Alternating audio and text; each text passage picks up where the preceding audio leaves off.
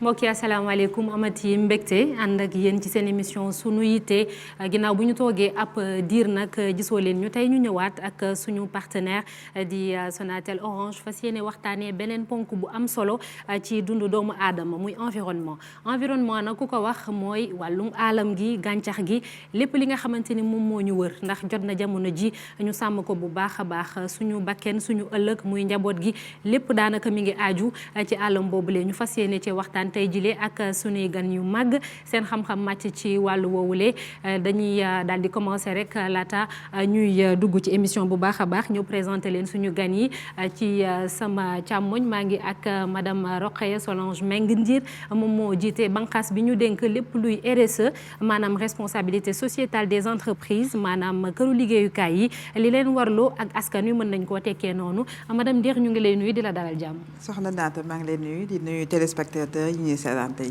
waaw ci wetam moom madame Ndir ñu ngi ak Mariama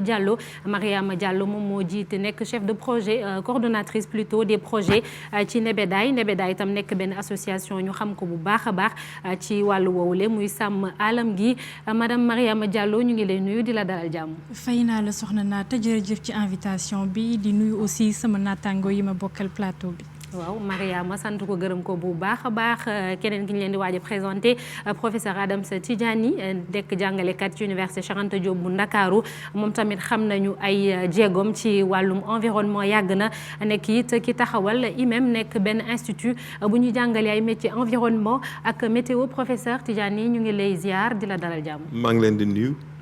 maa ngi nuyu suma nattango yi toog fii madame Solange madame Diallo ak mon camarade de l'UCG. maa ngi jaale aussi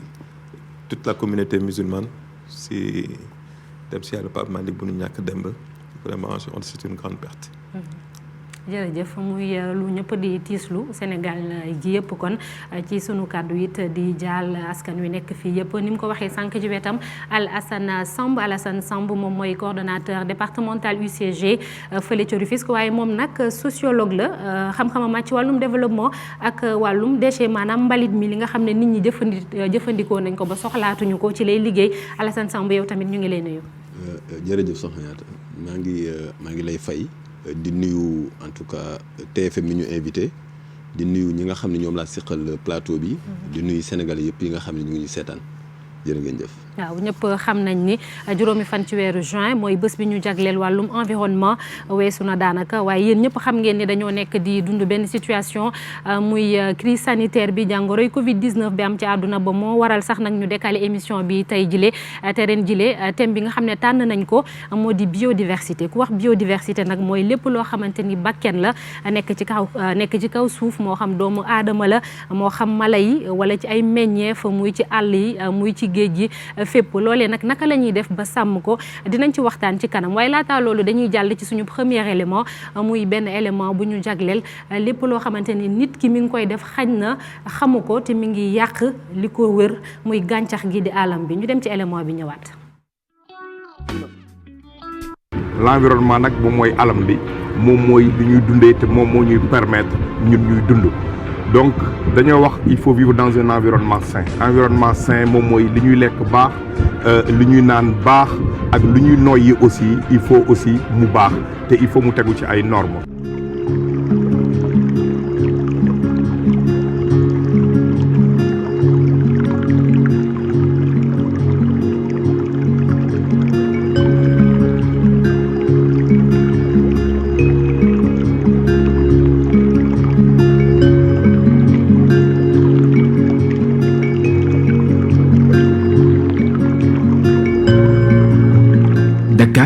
li ko wër doon ab zone boo xamante ni li nga xam ne moom moo di dem beeg dikk bi nee nañ fi xuus file nañ fi gis ay ndaamaar yoo xamante ni ay particulier la waaye itam ay transport en commun lu ci mel ni bus taxi car rapide njaga njaay ak itam ay camions yu gros porteur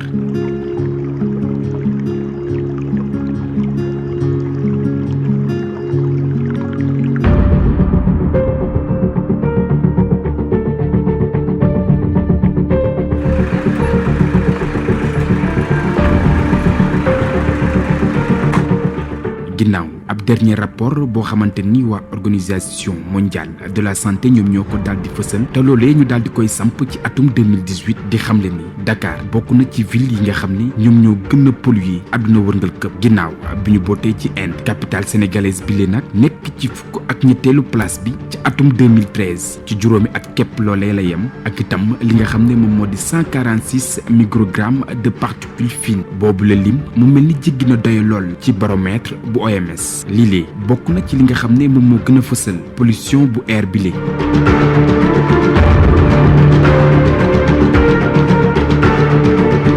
moom moo di ndaamaar yu yàgg yi nga xam ne ñu ngi daw ba suñu jonn yàllaay tey ci li nga xam ne moom moo di capitale bi ñàkkub contrôle ci oto yi ak itam usines yi nga xam ne dañuy dégager bu baax li nga xam ne moom moo di pollution de l'air bu loolu weesoo bokk na ci li nga xam ne moom moo di mbalit yi ñuy tàll ci dëkk bi bés bu yàlla sàkk. érosion côtière mooy ni ndox bi géej gi di ñëwee di nangu suuf si bu amee nag da ngay faral di gis day am phénomène yu bari yu muy àndal ndox bi day ñëw di nangu suuf si lépp lu mu fekk nag foofu daf koy jëlaale loolu mooy tax yenn saa yi ngay ñëw fekk plage boo xamante ne amoon na fa nekk plage bu rafet nga jékki-jékki fekkatoo fa benn suuf fekkatoo fa plage wala nit ñi dëkkee fi jege ndox bi seen kër yi di dagg di yàqu di dem mu yóbbaale seen alal ak yooyu. waaw érosion côtière phénomène bu naturel la mais phénomène boobu am na lu koy renforcer ndax boo xoolee ni population yi ñëwee yenn saa yi di ñëw di dëkk jege ndox bi yooyu bokk na ci liy renforcer érosion côtière bi di ñëw di tubb suuf bi nekk ci plage yi yeeg yooyu léegi ñi ngi faral di wax sax phénomène mu changement climatique yooyu aussi bokk na ci liy renforcer érosion côtière bi. waaw maa ngi leen di sant bu baax di leen gërëm ci opportunité bi ngeen ñu may ñun waa UCG bi ma egsee UCG fi mu ne nii juróomi weer la toll ma fekk fa nag ay sénégalais ay doomu réew mi ñu xarañ di def seen liggéey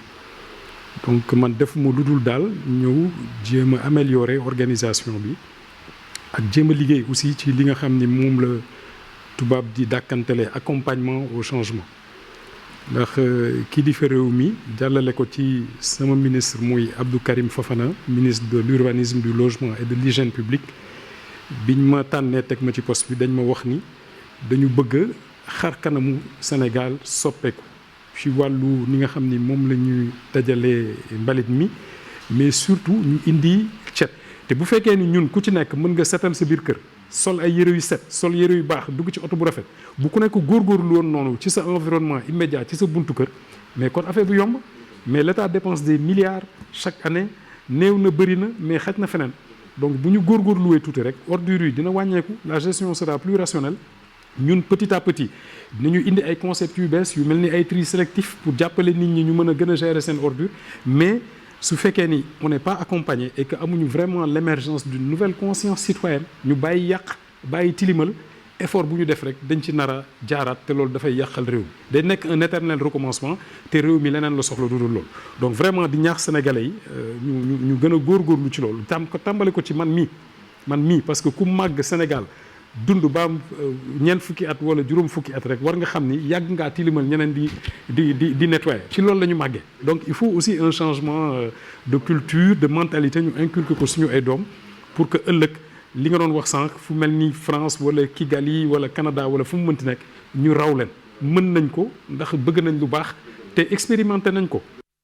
mu ngoog mu doon benn élément boo xam ne compilation la ñu leen di wax yenn ci ponk rek ci yàqu-yàqu yi nga xam ne mi ngi am ci alam bi te saa su nekk ñu ngi koy gis ama fàttali rek ni am nañu deuxième plateau fële dinañ ci ànd ci kanam tuuti ak Yacine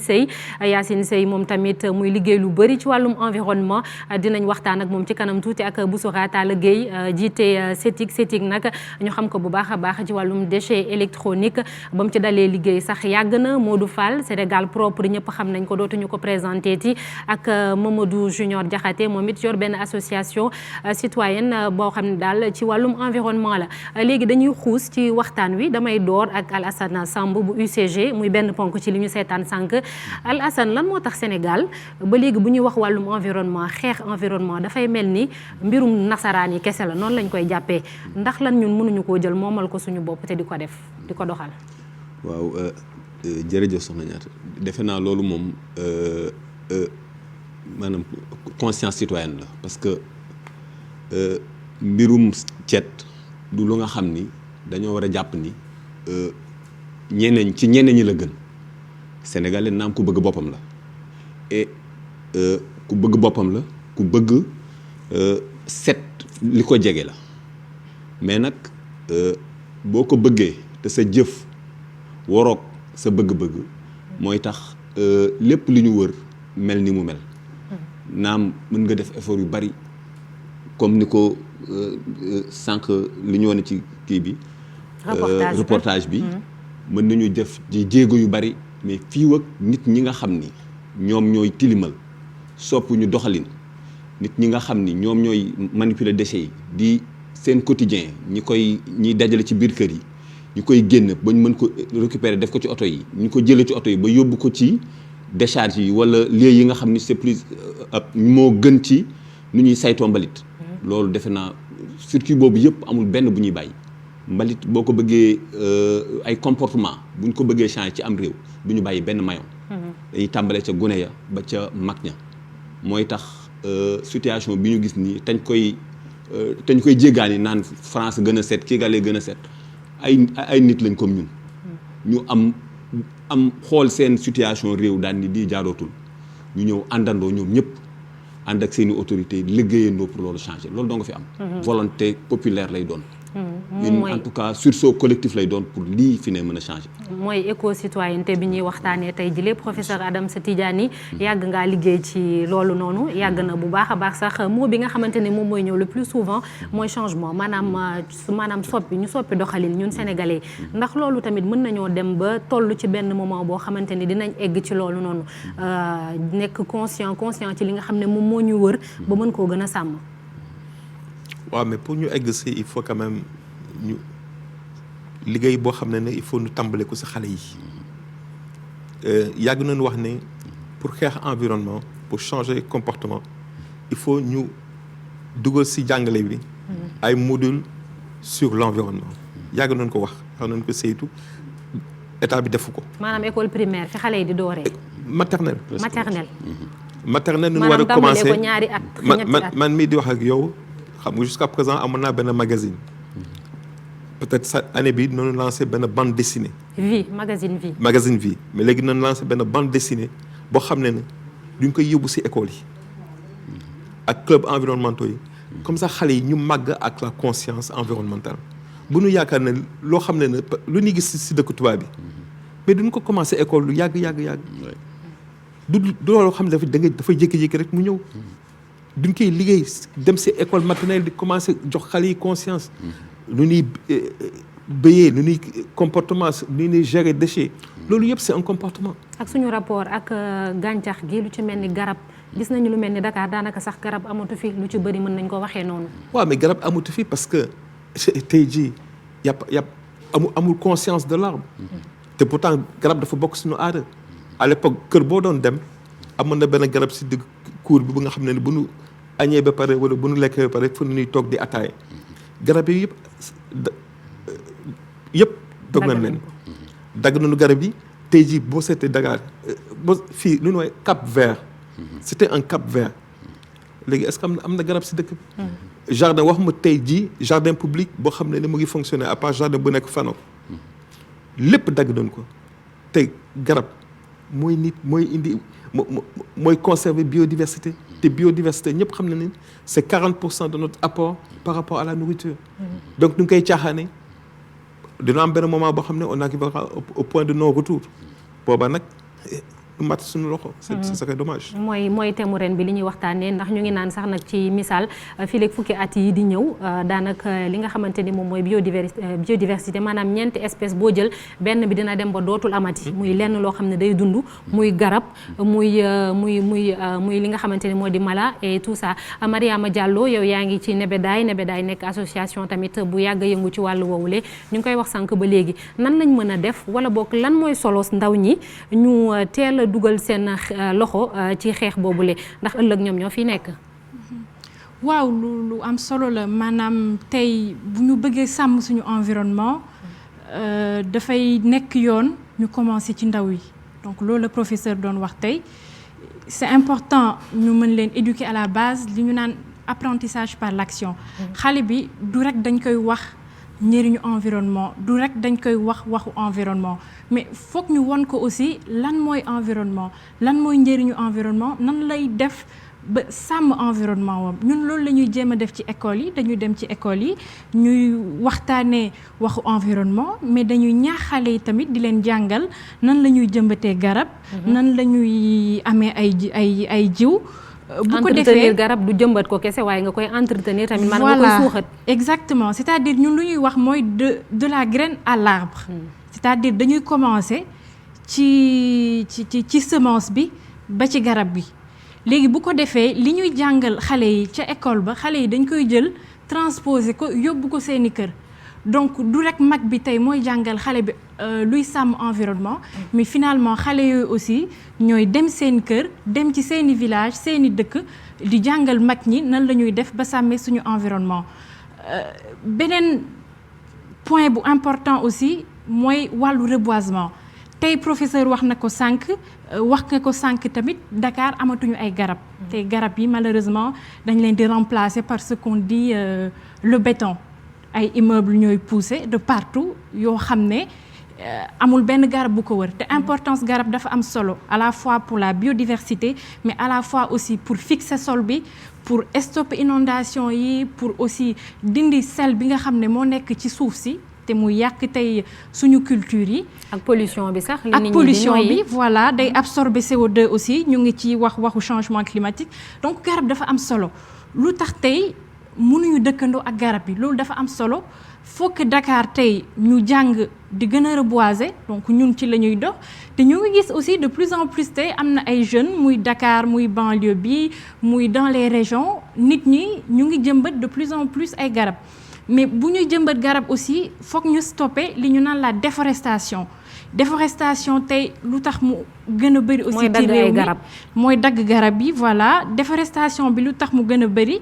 mooy l'utilisation de ce qu'on appelle le charbon de bois tey boo jëlee Sénégal téeméeru ménage yu ne téeméeru kër yu ne juróom-ñett fukk yi dañuy toggee ak charbon de bois këriñ voilà ak këriñ wala matt donc aussi dafa am solo li ñu naan problème bi foog ñu jëlee ko fa mu tàmbalee du rek dañu naan nit ñi il faut que ngeen jëmbat ay garab bàyyi leen dagg garab yi mais foog aussi ñu andi ce qu'on appelle des solutions ñu andi ay pexe teg leen fii ba tax nit ñooñu dootuñu dagg garab yi finalement. des solutions pérennes muy saafara yoo xamante ni dafay des du rek ci benn ponk Rokhaya Solange mais nga niir nga nekk Orange Sonatel ngeen yi def ay actions yu bëri dans le cadre de la RSE muy responsabilité sociétale des entreprises li leen waroog askan wi boobu ba léegi yéen a ngi def ndax gis ngeen ni askan wi ñu ngi tàmbalee di soppi doxalin boobu ba léegi. waaw ni nga ko waxee ñun bi ñu tàmbalee liggéey ci wàllum environnement yàgg na.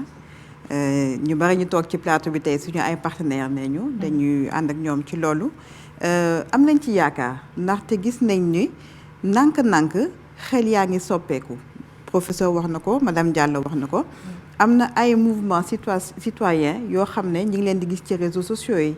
ñi ngi woote nit yi pour ñu ñëw di setal ñi ngi woote nit yi pour ñu ñëw di nettoyer pour ñu ñëw di reboiser loolu day won ni conscience citoyenne bi mi ngi ñëw nànk-nànk waaye des na lu bare et foog naa nit ki pour mu gën a góorgóorlu ci ngir mu aar li ko wër il faut que mu xam li tax mu wax ko def bu ñu waxee waxu pollution de l'air nit yi bu ñu xamee ni li ñuy noy bu amee pollution wala ay gaz carbone yooyu daf leen di lor ci seen wérgu yaram di mën nañ ci góorgóorlu wax nañ ci waru érosion côtière ci reportage bi. wax nañ ci monsieur coordinateur UCG wax na waxu éducation environnementale donc ni ko professeur waxee commencer éducation environnementale ci xale yi te loolu Sonatel ñun dañ ciy góorgóorlu ak suñu ay partenaires am nañ ci ay programme ngir dem ci école yi waxtaan ak xale yi am na suñu benn partenaire boo xam ne moom nañ ciy àndal muy Sénégal propre Modou Fall xam naa dina ci gën a wax pédagogie boobu mooy tax ba xel yi soppeeku nit yi gën a comprendre li tax ñu war a góorgóorlu ci nga xam ne mooy alam bi ndaxte bu ñu aaree alam bi suñu bopp tamit ne ñu aar waaw suñu bopp la ñuy aar ñu ngi koy wax boobu ba léegi duñ ci tàyyi dañuy dem rek tuuti ci beneen plateau bi fekk ji fa Yacine Seye moom tam di liggéey ci wàllum environnement lu bëri Yacine maa ngi lay nuyu di la ziar. di la ziar bu baax a baax di am contentement ci invité bi ñu invité ci suñu yitte di wax ci alam bi mu nekk loo xam ne priorité laa koy wax dama naan on va vers l'inéluctable su ma ne inéluctable mooy kenn mënatul empêcher ne écosystème bi alam bi jaxasoo na am na yàqu-yàqu yu bari lu ci am waaye nan la ñu war a mën a taxawee ba yeexal yàqu-yàqu yooyu wala indi ci ay solution xam naa ne moom la ñu war a waxtaane jamono ji incha allah Yacine xanaa dañ lay bàyyi tuuti rek ndax ñu ngi foofu ak Modou Fall Sénégal propre madame Ndir mi ngi ko doon junj léegi Modou Fall daanaka yow ñëpp xàmmee nañ la Modou Fall ndax léegi Sénégal set na wala mi ngi ci yoonu set donc Sénégal moom ñu ngi ci yoonu set wicc li ci liñ ciy yokkee mooy Sénégal set verte te incha allahu rabbi yaakaar naa ni ci yoon woowu la ñu nekk parce que amatuñu benn temps bu ñuy perdre le temps de l'action ci la ñu nekk waaw te incha allah dina ñëw léegi. le temps de l'action Yacine ñu bàyyi la ak moom le temps de l'action moom mooy lan. daanaka concrètement. waaw le temps de l'action mooy lan parce que gis nañ ne si liñ ko mën a waxee yàqu-yàqu yaa ngi fi xam nga tey récemment janvier 2020. am na loi bu génn boo xamante ne tey day tere lépp loo xamante ne ndox la bu ñuy jaay ci mbuusu plastique wala sax plastique boo xamante ne tey soo ko defaree ba pare benn yoon rek nga ko war a utiliser sànni ko tey yow en tant que acteur ci milieu boobu nan la ñu war a mën a taxawee ci loolu. donc d'abord may ma nuyu sunu mbokk yi ma bokkal plateau bi yëpp. donc di am mbégte bu baax a baax ci li nga xamante ni donc Sonatel mi ngi koy def donc di profité ci occasion bi di jaale tamit donc sunu mag ju baax di sunu nijaay donc muy Banxaas El Hadji Malick Diop président des récupérateurs de Mbëbës donc sunu borom def li gën ci moom donc dañ koy ñaanal sunu borom xaare ko àjjana donc di wax rek ne. loi bi nga xamante ni mi ngi daw ci fii ci biir Sénégal di tere lépp loo xamante ni dafa jëm ci wàllum plastique donc ñun jàpp nañ ni tey bu ñu amul loi bi gën ci àdduna bi it loi bi ñu am loi gënu ko donc li ci des rek mooy fexe ba donc ñu appliquer ko parce que ñun amuñu problème ak loi application la ñu am le temps de l'action nag moom mooy tollatuñu foo xamante ni donc dañuy xaar kilifa gi def wala keneen def déedéet donc ñun action sur le terrain la ñu xam donc chaque jour ñu ngi sur le terrain su état deful ñu ànd ak partenaire bi def wala ñu jël suñu volontaire bopp defal ko suñu bopp parce que jàpp nañ ne tey population bi war nañ leen sensibiliser war nañ leen yee ba ñu xam ne mbuusu plastique wala déchet plastique am na ay yàqu-yàqu yu mu mën a jur ci environnement bi ba ñoom tey ñu jëlal décision bi en plus de la loi ne ñoom tey balaa dara ñoom ñoo koy njëkk a appliquer. waaw xam nga loolu yëpp tey sant yàlla la parce que boo xoolee tey Sénégal dootul wax ne kenn du umpale ne plastique poson la ci sunu dund mais plastique poson la ci tamit ci géej gi poson la ci suuf si ñun ñëpp dem nañ ba man koo xam ne lii poson la donc li ci des nag mooy fexe ba nit ñi xam donc poson bi donc ñan lay posone donc état tamit dugal ci loxoom mooy li nga xamante ni usines yi dañ ko doon defar te mënuñu koo recycler en retour donc ñu bañ koo defarati loolu dinañu permettre poson bu bari bi ci biir réew mi ñu wàññi ko mais li ci des mooy poson bi ci biir suuf si poson bi ci biir géej gi poson bi nga xamante ni tey boo duggee ci àll bi garab goo seen sa yaram sax day daw ndaxi mbuus donc nan la ñuy def ba récupérer loolu mu jur beneen njëriñ ci biir askan wi parce que plus de 30 ans de sensibilisation maintenant li ci des mooy il faut que état di fëgg. tendre par 4 tant que génnee waatuñ ko réew mi du normal. naata moo ngi wax waxi fëgg moo ngi wax waxi sanction mais comme ni ko professeur waxi tànn par 4 waaw waxi tànn par 4 mais je pense que am na benn sensibilisation bu am solo ndax nit balaa ngay rëkk ndigam wala ngay sanctionner il faut que mu xam li mu jànkonte lan la te alam bi jot na sénégalais xam ko peut-être ma dalal Boussoura Boussoura moom aussi ci recyclage des déchets lay liggéey Boussoura ma bàyyi la nga nuyoo. maa ngi leen di nuyu maa ngi nuyu sama mbokk yëpp nekk ci plateau bi comme ni nga wax Boussoura ci recyclage déchets. recyclage déchets ñu gis ne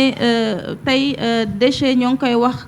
commerce la buy jar ay millions ci àdduna bi ñu gis ne recyclage déchets moo ngi créer ay millions d'emplois fu mel ne Chine wala Japon yeneen ak yeneen dëkk tey nan nga xalaate ne war nañoo jóg ci déchets plastiques yi nga xam ne moo ngi ci réew mi et en plus lii di déchets électroniques wala yeneen xeetu déchets tey ban solution nga xalaat ne war nañ ko mën a taxawal. boo xoolee comme ni nga ci déchets yi maanaam mënu mu nekk déchet plastique déchet électronique li njëkk li ñu war a def te suñu mbokk yi ci plateau bu njëkk wax nañ ko mooy sensibilisation bi nag ma ku dem ba nekk mag nga bëgg ko changer loolu li muy def day metti da ngay jéem rek waaye da ngay commencer ci xale yi ci sensibilisation bi nag seet naa ne fii Sénégal bu ñuy sensibiliser dañuy insister que déchet bi tout le temps déchet bi bu fekkente ne sànni woo ko am na valeur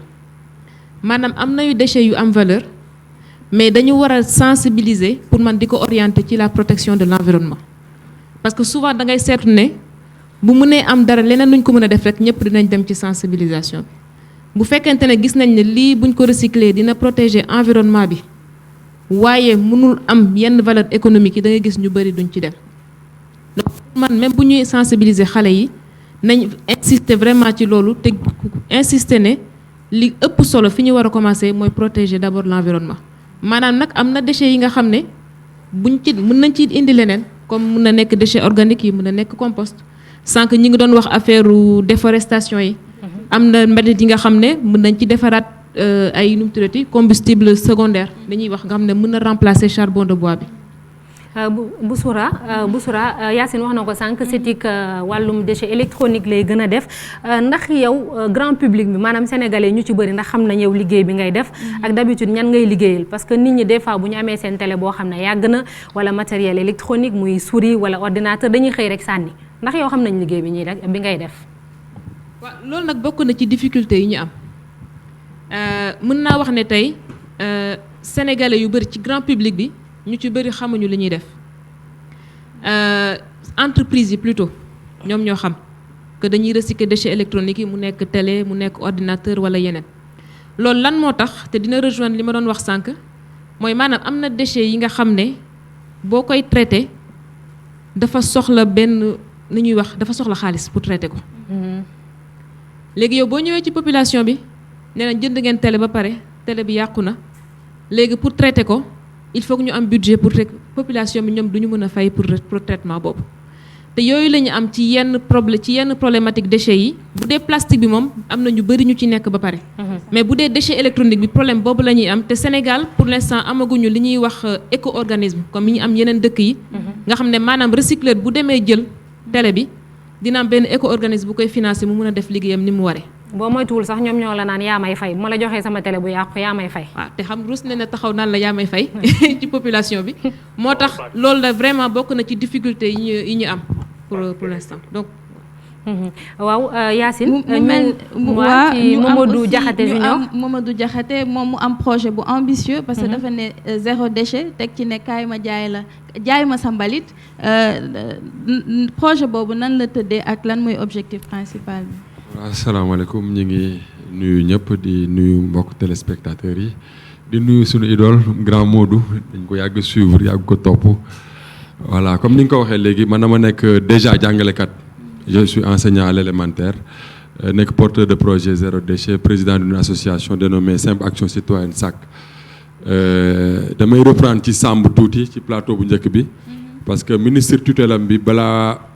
muy nekk ministre dafa ñëw fekkee suñu activité ñu tuddee woon ko Clean Up Challenge stade Léopold Sédar Senghor 2 jours après ñu def ko ministre mu rencontré ñu expliqué ko topo wu jaay ma sa mbalit parce que ñun dañu jàpp ni tey bu ñu bëggee Sénégal set kër gu nekk foog mu am poubelle réglementaire mën naa défier UCG ci télé laay waxee sur 100 maisons boo dugg 3 yi ñu am poubelle 3 yi ñu am poubelle bu baax bu am kubéer ñi ci des ñëpp dañuy jël benn xottu paan bu toj wala benn xottu seau boo xam baaxatul ñu def ko poubelle problématique bi foofu la commencé ñun bi ñu defee études yi xool gis ni nag Sénégal fi mu toll nii kër goo dugg amuñu poubelle dañu indi ay modules yoo xam ne ay modules de sensibilisation la ñu commencé ko ci ndaw ñi pour reprendre ñebedaay ñun jàngalekat yi am nañu lu tudd curriculum bi bàyyiwul benn yoon éducation environnementale muy ci élémentaire beeg ci préscolaire bi seulement dafa am enseignant yoo xam ne dañuy noot matière yooyu duñu am temps wu def ko wala duñ ci sawar xam nga tey bu ñu ne enseignant bi na indi ay pot mu yor 70 élèves war a def la plante indi 70 pot ci classe bi ñu war a semer war a def tri wu semence yi dañ koy tayal dañuy mujj wax xale bi leçon bi dañ koy def le tel jour boo mënee indi garab nga indi ko te curriculum bi santaanewul loolu dafa ne enseignant bi defal leçon tri semence def leçon jàngale xal bi lan mooy semence yan semence ñoo baax ak nan lañ koy saxalee xale bi saxal ko yóbbu ko këram wala mu teg ko ci classe bi ñu koy arrosé ba keroog muy poussé ñu mën a def leçon bi donc pour ñu bañ a juum ministère de l'éducation ci biir curriculum bi def santaane ñu jàngale environnement di jàngale préservation de l'environnement di jàngale set parce que am na ay leçons yu bari yoo xam ne ci loolu lay wax mais sunu mbokk enseignants yi ñu ci bari dañ ko tayal a def te jot na tey ñu daal di koy def donc ma dellusiwaat ci projet Jaay ma sa mbalit c'est très simple comme ni ñu ko tuddee mooy que tey sénégalais bu nekk dafay jël mbalit bi mu jox ko benn valeur boo xam ne dootul may kenn muy jël mbalitam mu koy teg ci biti oto mbalit bi du ñëwati 9h di sonné di yee nit ñi di klaxonné pour nit ñi war a mën a génne seen mbalit donc système bu ñu élaboré la am na kilifa yu ko gis mais Sénégal tey boo nekkee porteur de projet comme sama genre yi am na foodul bokk kenn du ko ñëw soutenir. léegi Mamadou mbalit boobu fan la jëm mbalit boobu ngeen di jëlaat. waaw mbalit boobu dañ ko tracé de telle sorte que ni mbëbës bokkutul ci circuit bi parce que mbalit bi bu ñu ko génnee ci kër yi automatiquement dafay dem ci ay industrie de recyclage. plastique bi am na fu muy dem compost bi am na fu muy dem déchet naturel bi am na fu muy dem. yu nekk fii Sénégal yu nekk fii ci Sénégal. donc ku nekk am na benn partie boo xam ne ci mbalit bi ak couleur boo xam ne à 18h am na jeunes yoo xam ne par exemple ci koñ bi amuñu liggéey dinañ mën def tri bi dañu mën def récupération wu sachet yi. industrie yooyu noonu ñëw jël seen déchet directement yóbbu. mais fan la jëm soo leen recycler ba pare nan ngeen di valoriser mbalit boobu. non industrie de recyclage par exemple tey am na benn industrie bëgguma wax tur bi parce que day nekk publicité moom day def plastique moom d'accord nag par exemple pour chaque 18h mu ñëw def ramassage déchet plastique bi da ko yóbbu directement ci industrie de recyclage bi tey am na ay japonais yoo xam ne déchets organiques yi soxla nañ ko parce que si la ñuy defee seen pisciculture pare nañ pour ñëw jël si ko à 18h ñeneen ñi des pare nañ pour ñëw jël li des ci déchets yi pour def ko compost donc mbëbës dootul amati ci circuit bi parce que dañ koy éliminer ci circuit bi li ñuy produire di ko trier ci kër gi am na fu mu jëm directement te circuit bi c'est tellement bien tracé que dootoo gisati kenn di jël poubelle am di ko teg ci buntu kër gi parce que kër gu nekk bu boobaa dina am 3 poubelles ñi yor mbalit bi muy ménagères yi nga xam ñoom ñooy nekk ci kër gi tout le temps dañ leen defal ay session de formation am dinañ xam lan mooy déjà déchet bi parce que ñu bari ci ñoom xamuñu lan mooy déchets yi. xamuñu tri xamuñu nan la ñuy toppatoowee poubelle yi. en plus bëgg nga Sénégal set. mais ñi war a yor mbalit bi amuñu benn formation pratique boo xam ne mën na leen permettre ñu préserver loolu tamit problème la. Mamadou waaw Yacine wàllum déchets yi c'est assez passionnant parce que daanaka ñun ñëpp la voilà ñun ñëpp la soxal waaye tamit aar li la wër nekkul déchets yi képp ndax am na yeneen ci sànq reportage bi ñu gis wane nañ ko ci pollution bi ñu ngi wax tam ci érosion côtière bi boobu rek damay dem ci professeur Tidjani érosion côtière bi boobu léegi gis nañu ay diwaan yu bëri sax daf leen soxal fii ci Sénégal muy ci Petite Côte bi boo demee ay boori Mbour boo demee Bandar ñoom sonn nañ ci am na ndox mi kër yu bëri yoo xamante ni nangu na ko ñu ngi naan avant charrette yi daan ñëw ak camion yi di tibb suuf si moom moo ko waral léegi dem nañu sax ba ne am na yeneen facteur muy ñi nga xamante ni dañuy ñëw di dëkk ci tefesu géej gi léegi j'ai envie de poser la question à qui la faute maanaam kan moo waral loolu lépp dañoo seetaan ba ñu egsi ci loolu wala ku nekk am na si wàllam population am ne am na si wàllam puisque ñoom ñooy dagg filao yi ñooy jël prélèvement suuf si état bi am na si wàllum parce que il n'a pas su protéger le citoyen mais en fait lu ñuy waxtaan yëpp ce qui me gêne c'est que j'ai bien aimé tout à l'heure Modou Fall mu wax ne xaw ma mel wala Yacine le temps à l'action xam nga tey jii tous les problèmes environnementaux yi ñuy wax yàgg nañ ko wax ci plateau mais qu'est-ce qui a été fait de manière concrète? Tout le monde sait qu'il faut éduquer les enfants. Tout le monde sait que mbalit bi duñ ko war a trier duñ ko war a recycler ñëpp xam nañ ne war nañu saxal garab on sait exactement lu ñu war a def mais qu'est-ce qui est fait de manière concrète? Érosion côtière mu ngi nii c'est un problème. On ne peut pas régler un problème sans proposer des solutions et les solutions en général il faut que mu am recherche derrière. Valorisation des déchets boo deful un peu de recherche derrière doo dem. L'érosion côtière tey jii lu am ku nekk dafay ne man damay protéger sama gox mais c'est pas une solution. Le fait ngay protéger sa gox c'est qu'ils font ils mettent à 5 kilomètres ay kii protection soit ay pierres mais da ngay transférer le problème chez ton voisin c'est pas la solution. da ngay jël jafe-jafe bi daal toxal ko feneen du jeex. L'érosion côtière il faut proposer des solutions. C'est vrai que bloc yi gars yi def ce n'est pas une solution durable ça dure 5 ans mais est-ce qu'aujourd'hui dans ce pays on a une équipe de recherche performante qui travaille sur l'érosion côtière? yow mi professeur de mën nañ laa laaj loolu xanaa. Non man bon c'est pas exactement mon domaine. Man sama spécialité c'est la physique nucléaire et le plastique. Plastique ce que nous faisons c'est que l'avènement du plastique nous on travaillait pour améliorer le plastique. C'est après la changer de biodégradation mais man en termes de plastique déchets plastiques ñëpp gis nañu lu ma def au niveau de l'université. Université à côté derrière le rectorat on a fait des aménagements ay toogukaay ay tables pour xale yi def nañu ko médecine. Au niveau de l'université on a recyclé 3600 pneus 4 mètres cubes de déchets plastiques proposé nañu état bi mu dénk ñu aménagement bi de tout le pays bu ñu paree man je peux certifier que dootul des benn sachet plastique dans ce pays. léegi lan moo tax du ñu topp yooyu noonu. mais bu ñu leen déglu yéen ñi nga xam ne yéen a ci am xam-xam te bu ñu leen déggoon amaana yu ci bëri dootuñu ko dundati. xam nga ñun on propose des solutions. Maintenant c'est à l'État de décider parce que nous n'avons pas les moyens wax am na moment yoo xam ne sax laaj ñu sax xaalis état bi. Je prends par exemple la reforestation saxal ay garab tey ci bu ñu waxoon borom kër bu nekk. boo saxalee garab. Dans 1 an ou 2 ans dinaa la jox $500 dans le cadre d'un mécanisme de développement propre léegi Dakar verte. waaw. L'État fait peu de bon alors qu'on a la possibilité dans le cadre du ñuy woowee le mécanisme de développement propre yu def benn projet de reforestation. ku nekk gis ci boppam parce que quand même environnement ak pauvreté àndul. Les populations bu lu tax ñuy yàq biodiversité bi c'est parce qu'elles sont pauvres. Mais aujourd'hui wax ji bare na. Il faut passer à l'action. Il y a des actions concrètes qui peuvent être faites yoo xam ne yu si bare sax suñu dërëm du si dugg on peut avoir cet argent de l'étranger. bu ñu amee projet de reforestation projet de biodigesteur yooyu yëpp xaalis boobu mën nañu ko jëlee bitim réew. loolu liggéey nga ci lu bari sax muy biodigesteur. Non mais liggéey naa si j'ai mis des biodigesteurs dans des villages et cetera mais c'est-à-dire que aujourd'hui man lu ma naqari c'est que toutes les solutions sont là mais duñu def dara. ñu ngi toog di wax jëmee ko fan. Il faut qu'on fasse des actions et le temps est à l'action. On peut pas continuer chaque fois ñuy toog fii di kii non alors que les solutions sont là. bokk na ci ñuy def dara Nebedaay Aminata Maimouna Mariama Diallo ma ñëwaat ci yow Nebedaay am na lenn loo xamante ni yéen a ngi koy defar ndax ñu ngi wax sànq ba léegi garab yi ñu bañ koo dagg moom moo gën ndax këriñ boo demee sama maam ma nekk fële ca kaw nga ne ko dootoo toggatee këriñ wala dootoo toggateeg matt xam nga rey nga ko faaw nga jox ko loo xamante ni xaj na moom lay teg à la place yéen lu ci mel ni paay maanaam ngooñ moom ngeen di jëfandikoo ci seen association di ci defar ay këriñ n'est-ce pas ndax loolu mi ngi dox ci askan wi ndax ñu ngi koy mën a parce que tamit on a nos habitudes waaw y a une réalité socio-culturelle qui est là. waaw loolu dëgg la ñun dañuy li ñuy wax mooy boo ko teree dara foog nga jox ko leneen à la place. C'est très important parce que mënoo ko wax bàyyil li te joxoo ko leneen donc ñun suñu sensibilisation yi ñuy def ci village yi naan leen nañu wàññi déforestation bi.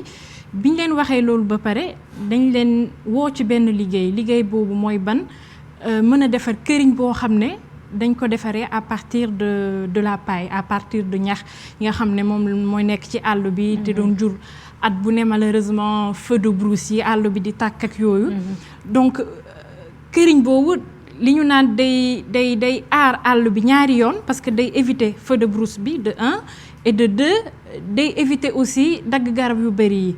donc tey charbon de paille boobu ça fait des années plus de 5 ans ay jigéen dañ koy def fee ca Djilor Toubacouta ak aussi ba Palmarin Joal donc ay jigéen yu takk près de 800 femmes ñuy yëngu ci produit boobu. yéenay dem jàngal leen nu ñu koy defaree ñoom ñu koy def. voilà ñun dañ leen di former ñun suñu philosophie mooy aussi formation bi dafa am solo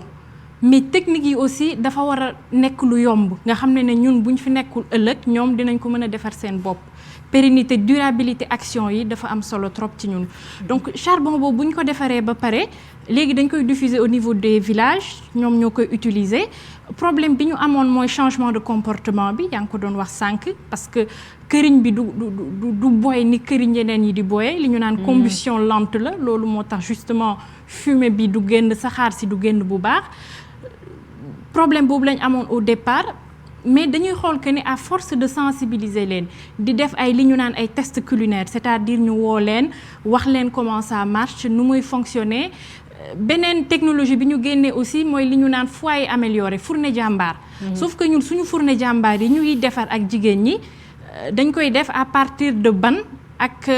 ñax donc loolu ça les coûte 0 francs parce que am na fourne jàmbaar yu jar 10 000 francs mais boo demee ci àll bi malheureusement jigéen ñi amuñu koppar boobu pour jënd foyer amélioré boobu donc foyer amélioré bi ñuy defar aussi day tax consommation de bois bi c'est-à-dire matt yi wàññeeku de 2 bu ñu doon utiliser ñeenti matt pour togg léegi da ngay utiliser ñaari matt rek pour togg donc jigéen ñi bu ñu gisee que ne loolu day wàññi seen temps pour dem taxañi matt beeg yooyu day tax aussi quand même seen koppar yi du dem par exemple boo doon jënd ñeenti matt léegi ñaar matt ngay jënd da leen di encourager pour ñu dem si leneen li aussi li tax que ne jigéen ñi sawar ci changement yooyu mooy que da leen di permettre ñu ci am ay revenus di ñu naan activité génératrice de revenu la parce que këriñ googu dañ koy indi Dakar dañ koy yóbbu Mbour. dañ koy jëfandikoo di ko jaay tam. voilà dañ koy jëfandikoo di ko jaay donc buñ ko jaayee day nekk ay revenus pour GIE yi donc dañuy sawar aar seen àll parce que xam nañ ne dañ siy am dara. ma ñëw ci Rokhaya Solange Mbengue Ndir ci wàllum initiative maanaam ay pexe yan pexe ci sa gis-gis moom la ñu war a gën di mettre en avant maanaam di ko gën a teg ci kanam ngir gën a mën a sàmm suñu àllam boobule maanaam bu ma koy wax lépp la muy garab yi nga xam ne dañ koy dagg souvent dañuy gis ay camions yu bàyyeekoo Casamance jàpp nañ ci bataay yi sax ñuy dem ci Gambie naam jël nañ ay solution naam jël nañ loi bu koy tere ak lu ni mel. waaw foog naa ku nekk maanaam partie prenante bu nekk da ngay xool li nga xam ne mën nga ci yëngatu. muy citoyen yi muy entreprise yi muy état bi bu ma jëlee exemple Sonatel. ñun dañu xool ci suñu mbirum responsabilité sociétale d'entreprise environnement daf ñu soxal dañ ne tey waxtaan ak partie prenante yi xool loo xam ne mën nañ ci yëngatu programme boo xam ne tey ñi ngi ciy yëngatu mooy ànd defar suñu gox programme la boo xam ne ñi ngi koy def fépp ci Sénégal. ànd seeg UCG nga xam ne dañuy dem nettoyer dañuy aménager bu ñu aménager tamit ñu def partie sensibilisation parce que wax nañ ko fii ci plateau bi partie boobu mooy li ci gën a am solo ndaxte boo ñëwee nga nettoyer nga aménager te ñi nga xam ne fekk nga leen ci seen gox te waxuloo leen sensibiliser wu leen de du am benn njëriñ di nga ñëwaat dans 6 mois nga fekk ni mu menoon balaa ngay nettoyer mu delluwaat noonu donc loolu am solo la Nebedaay doon aussi partenaire boo xam ne at bu nekk dañuy ànd ak ñoom dem zone bu ñuy wax Palmarin ngir planter ay am na nu ñu koy wooyee planter palétuvier mangrove at bu nekk ñun Sonatel yaa ñun ci suñu bopp ñooy ànd ak ñoom dañuy doon vraiment ñu takku au moins plus de 100 personnes ñu dem yendu foofu ngir éco-responsabilité ak engagement personnel te loolu dafa am loo xam ne daf ñu soxal torop ñun Sonatel yaa ñun ñëpp ñu def ci suñu loxo parce que daf ñu yee dañ ci ànd ak sax ak suñu ay famille ngir xale yi ñoom tamit ñu xam lan mooy planter arbre reboisement et ñu màggee ci. te foofu Palmarin am na solo parce que jigéen ñu bëri foofu la ñuy liggéey boo waxee mangrove yi rek xel di dem ci soxna yi nga xam ne foofu la ñuy nekk di wut ay paañ ak ay xorog yooyu muy loo xam ne activité économique bëri sax ci loolu la dépendre. dëgg la parce que alam bi ni ko madame Diallo waxee day am impact économique. impact économique bi parce que économie verte dañ ko wax tamit maanaam loo xam ne la mën na créer richesse buñ ko xalaatee bu ñu xoolee chaîne de valeur bi am na ci loo xam ne Boussora wax na ko sànq Boussora nga xam ne moom tey mi ngi yëngatu ci D3E déchets électroniques mi ngi liggéey ak Sonatel suñu partenaire la donc loo xam ne la mën na créer valeur te loolu ñun daf ñu soxal torop Sonatel c'est ay entreprise ay start-up yoo xam ne ñi ngi yëngatu ci wàllum préservation de l'environnement comme CETIC jàppale leen dooleel leen gis ñeneen tamit ba nga xam ne dinañu créer économie verte boobu économie circulaire bi nga xam ne dina am valeur ajoutée. waaw Alassane Samb yéen tamit am na ay innovation yoo xamante ne gis nañu UCG def na ko ci wàllum alam googule ba léegi boobu ba léegi yan lañ ci mën a jàpp ci fan yu mujj yi nii. bi en tout cas UCG mi ngi jéem a gën a jege askan wi ci wàllu gestion des déchets parce que am na en tout cas projet yu bari yu nga xam ni ñu ngi koy actuellement mettre en place déjà mooy mise en place PRN yi. plan de regroupement point de regroupement normalisé yi nga xam ni ñu ngi koy teg ci wetu koñ yi parce que dañ koy intégrer ci mobilier urbain bi ba day doon bërëb yu nga xam ni day doon bërëb yu mucc ayib mais population yi nga xam ne dañ daan tàmm fu ñu jëlee mbalit ñëw jal ci suuf bu oto bi jàllee au moins ñu leen diriger foofu. C'est des points yu nga xam ni vraiment c'est surveillé 24/24 muy recevoir les déchets ñu ngi koy installé nañ ci yu bari fi ne ci biir Ndakaaru ñu ngi installé fi mu ne diggante Pikine ak Rufisque ak Guédiawaye ñoom aussi commencé nañ ko fa installé vraiment te dañ ko fas yéene incha allah lawal ci réew mi parce que dafay lu nga xam ni population ci boppam ñoo ko fi ne bëggal seen bopp ba maire yu ne ñu ngi ñuy solliciter pour loolu.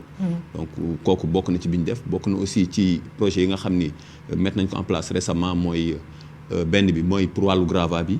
mooy Allo Grava Allo Grava. ku am grava parce que gis nañ ni aussi bi ñu defee aussi en tout cas constat bi nit ñi ils ont l'habitude fu ñu liggéeyee seen chantier ba pare bàyyi fa grava ba. bàyyi fa xeer ya dem seen bàyyi fa xeer ba dem seen yoon te alors que loolu dañ ko en tout cas yoon da koo tere. Maintenant en tout cas ñun dañoo proposer en tout cas une solution assez innovante pour accompagner population yi nga xam ni ils ont des amas de grava ci seen buntu kër wala seen weti kër. ñu mën a woote pour ñu jëlal leen ko mais nag kooku dañuy fay parce que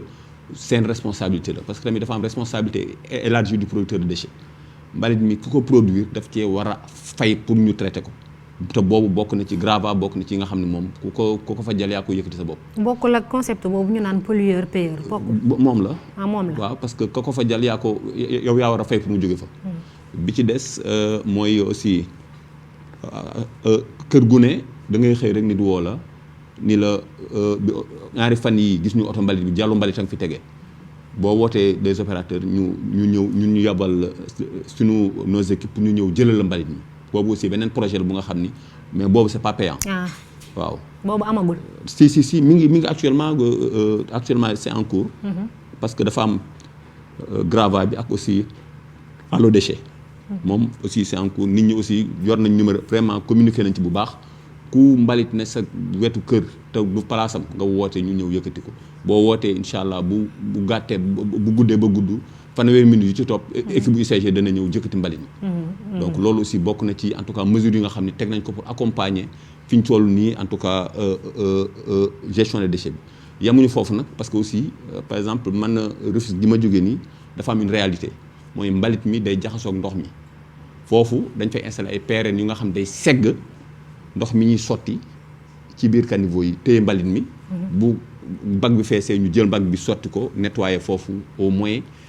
caniveau yi kenn ko bouché ti ak ay mbalit. donc vraiment ñi ngi ci vraiment ci projet yu bëree bëri yoo xam ne ñu ngi koy mettre en cours bokkul ak nag projet yu mag yi nga xam ne moom mooy PGDSU où on a fi ñu toll wàllu valorisation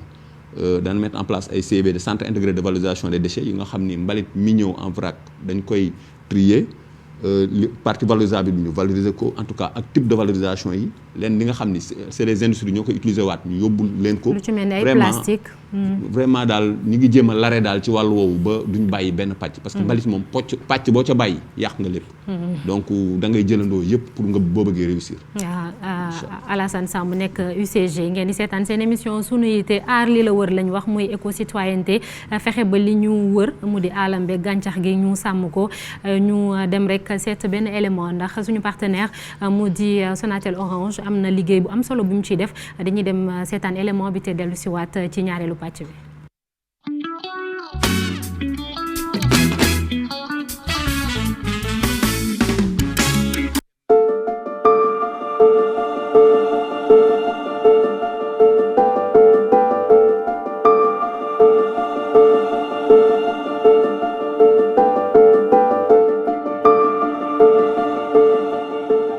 Le Sénégal, à l'instar de la communauté internationale, célèbre la Journée mondiale de l'environnement ce vendredi 5 juin 2020. Le thème de cette année est la biodiversité, une source de préoccupation à la fois urgente et existentielle. Les événements récents, tels que les feux de brousse, les inondations, les invasions de criquets et maintenant la pandémie mondiale Covid-19, démontrent l'interdépendance des êtres humains et des écosystèmes dans lesquels ils vivent. Dans le cadre de notre responsabilité sociétale d'entreprise, nous souhaitons célébrer cette journée par le lancement de la première édition des mois verts de Sonatel Orange, mois dédié à la sensibilisation, à l'éducation environnementale et le développement durable. Nous avons également souhaité marquer cette journée mondiale de l'environnement par la publication de notre rapport RSE 2019. J'ai le plaisir de vous annoncer, au nom du directeur général, M. Sékou Dramé, la disponibilité de ce rapport qui a été réalisé sur la base de la norme RSE ISO 26000, le thème illustratif est la biodiversité qui correspond à l'ODD 15, l'objectif de développement durable 15, et qui nous est cher, à savoir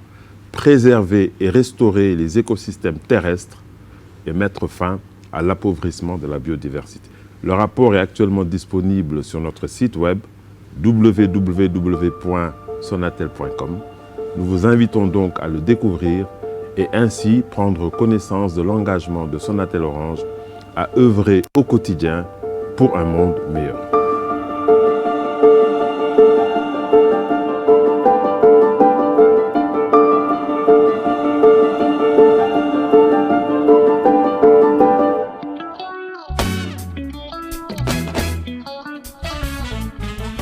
jiite wàllum communication institutionnelle ak relation publique foofu ci Sonatel damay ñëwaat rek ci madame Solange daanaka ci nasaraan la waaye ci wolof rek am na lu mu junj muy les mois verts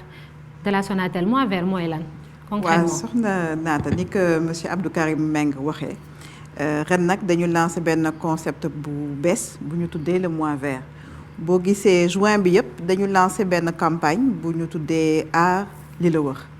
aar li la wër comme ni mu ko waxee mooy maanaam lépp loo xam ne mën nga ko def pour aar li la wër maanaam sa kër sa gox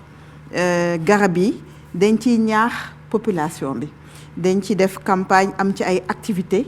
ak ànd seeg UCG ànd seeg suñu yeneen partenaires yi bon mbas bi tax na ba nga xam ne am na yoo xam ne yu bare mënuñu ko def waaye mbas bi dafa tax ba li ñu doon def ci terrain bi ñu def ko ci digital bi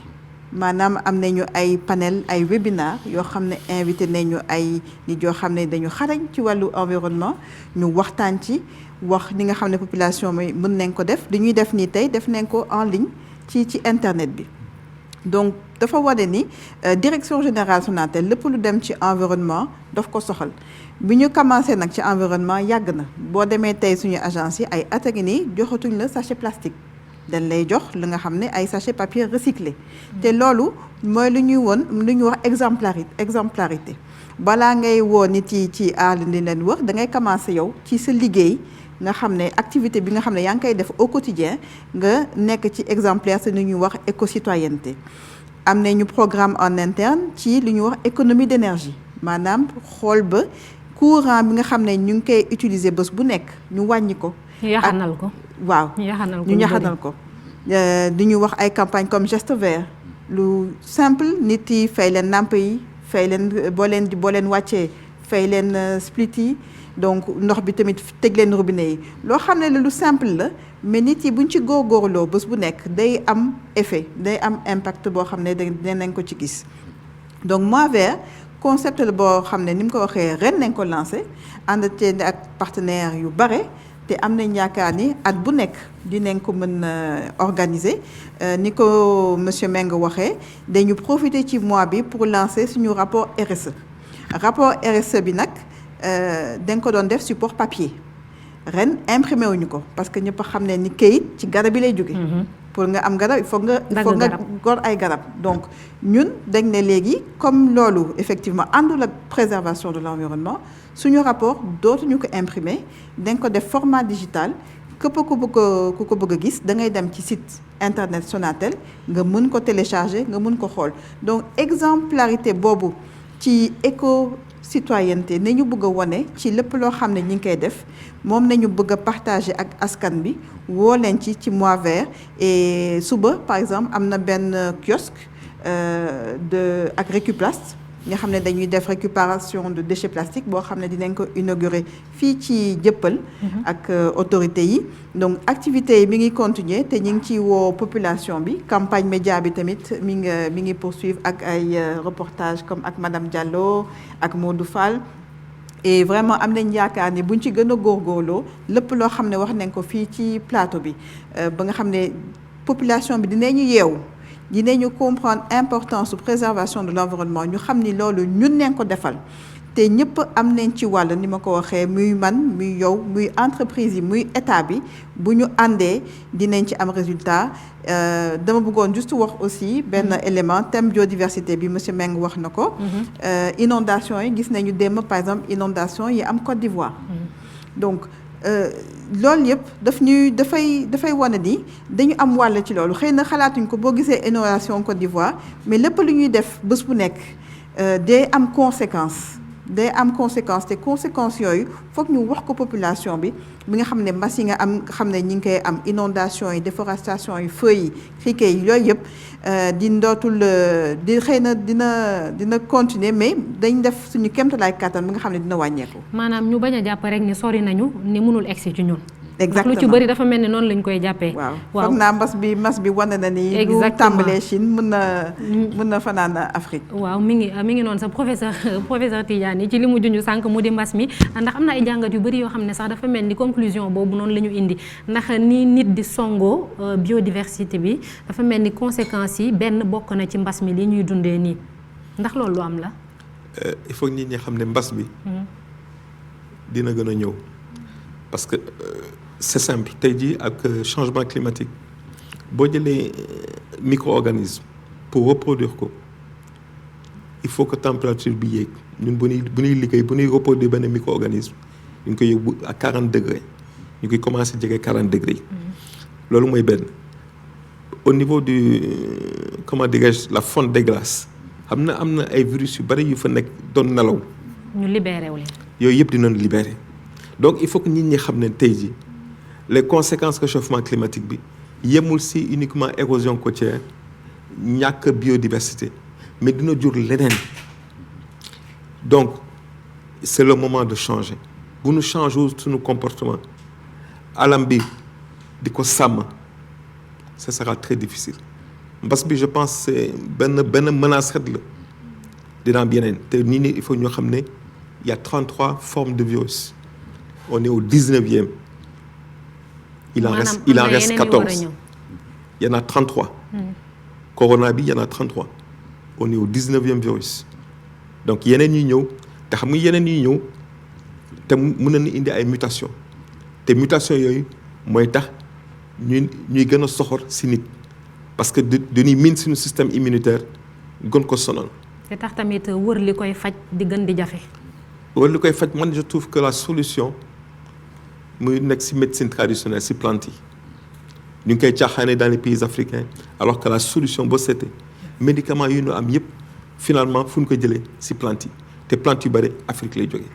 il faut que ñu dellu suñu cosaan comment utiliser médecine traditionnelle et je pense que c'est la solution d'avenir à mon avis.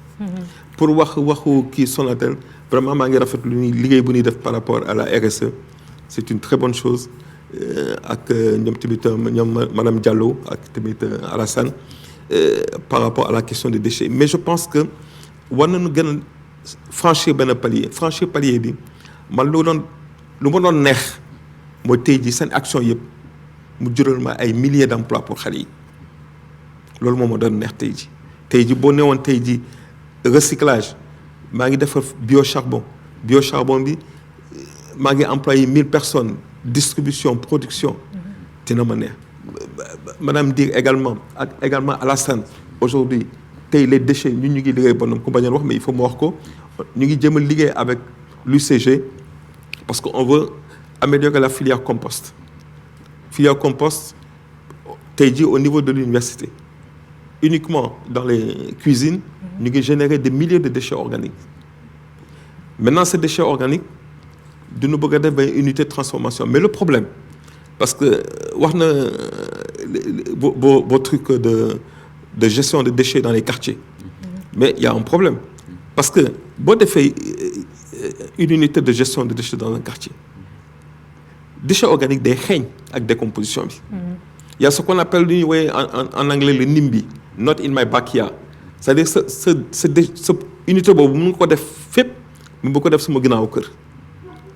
mën nga polluer mais nit ñi bëgguñu seen ginnaaw kër mu polluer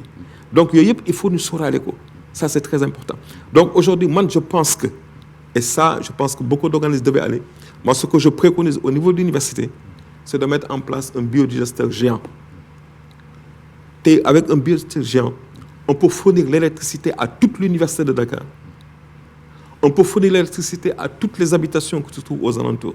en utilisant quoi? Les déchets organiques, déchets végétaux et les excréments humains. On a eu 80 000 étudiants. Les excréments, nous avons fait ici. Mais c'est-à-dire que, moi qui vous parle, j'ai monté des biodigesteurs dans des villages, on récupère du digestat. La production, on a du biogaz.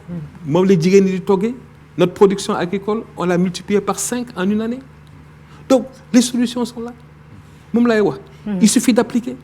Nous avons le concept biodigesteur. Si nous appliquons au niveau du Sénégal, non seulement on atteint la sécurité alimentaire, on réduit notre impact en termes d'émissions de carbone,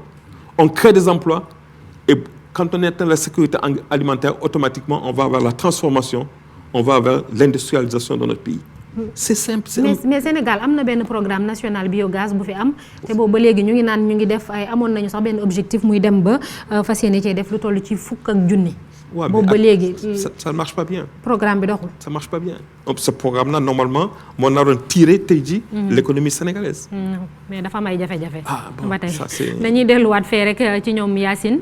junj tuuti ci wàllum action yi maanaam li nga xamante ni moom la privé bi gis nañ ni mi ngi def comme Sonatel gis nañ exemple bi ak public bi gis nañ ko tamit ak UCG association yi lu mel ni Nebedaay ñoom ñëpp ñu ngi def ñu bàyyi leen rek Yacine ñu wax ñoom ban bët la ñu am ban gis-gis ci action yooyu ñuy bàyyi ñuy gis ci public bi ak privé bi. man naata ma am ci peut-être benn jàngat muy nekk boobu ba tey ñoo ngi débattre mais ay action ciblée wala action ponctuelle laa disagum action générale peut-être sax professeur dinaa ko laajaale professeur tout à l'heure mu téye question bi est-ce que disoo leen ci man sama gis-gis ne jot na ñu xoolaat code de l'environnement bi loi cadre parce que boobu ba tey code de l'environnement bi ñu am soo koy xool yenn priorité yi la jëloon en charge mais tey lu mel ne taxe sur la pollution xamaguñu niñ koy appliquer entreprise yi nga xam ne ñoo ngi émettre ay pollution de l'air amaguñu ay nattukaay yu permettre tey ñu mën leen ne lii ngeen di fay par an soo demee dëkk bu mel ni Chine maa ngi si doon waxta professeur Antoine Faye mu ne ma li gën a may xaalis Chine tey li tax tey Chine gën a développé mooy bi ñu signé protocole de Kyoto bi boobu ba tey émission yi soo ñëwee si seen dëkk crédit carbone bi su doon $2 la tey ñoom $25 la ñuy imposer entreprise bi c'est à prendre ou à laisser soo nanguwulee doo créer entreprise tey est-ce que état bi war a teg yoon yi waruñoo xoolaat loi yooyu pour mën a njariñu ci li nga xamante ne mooy déchet bi wala effet yi nga xam ne moo ngi am ci environnement bi Moussa Diakhaté wa voilà man sama xalaat bi gën a gaaw mooy que ni déjà loi interdiction plastique bi sax dañ ko voté sans débat man bi ñu koy voté dañ ma woo ne man ñi ngi voté loi bi interdire plastique